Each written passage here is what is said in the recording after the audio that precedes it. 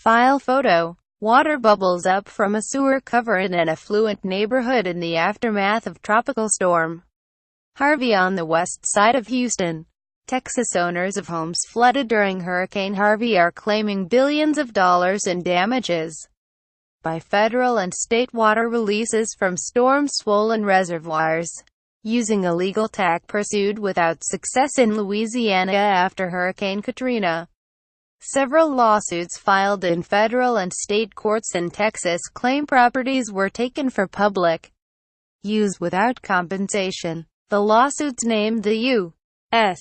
Army Corps of Engineers and a state agency responsible for water releases. The potential damages could run as high as $3 billion.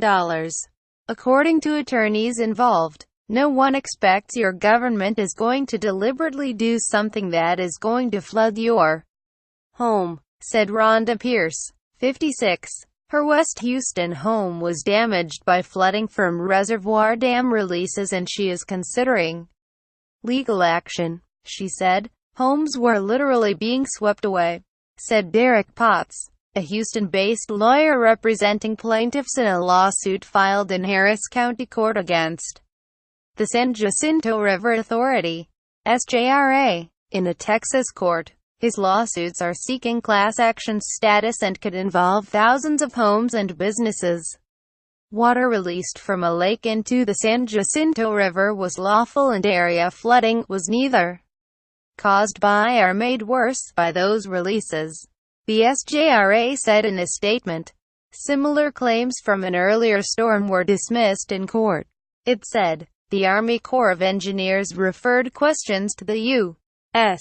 Department of Justice, which declined to comment. Potts said there are more than 1,000 homes valued at between $750,000 and $1 million that could be covered by the lawsuit against the SJRA, putting potential damages in that case in the billions of dollars.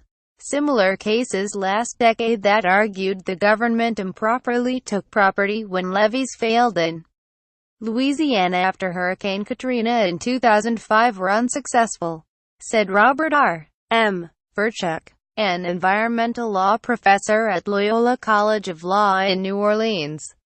The Katrina plaintiffs tried to do the same thing, and they lost. Verchuk said, in some ways this is going to follow the same path.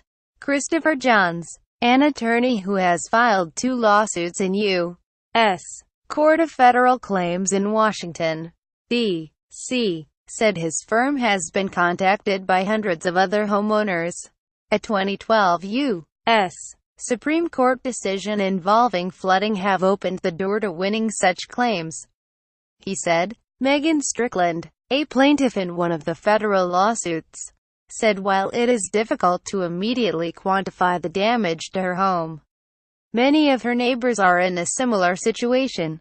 We don't know if our neighborhood will be coming back again, Strickland said. Reporting by Brian Simpson, David Gaffin. Writing by Gary McWilliams. Editing by Lisa Shoemaker.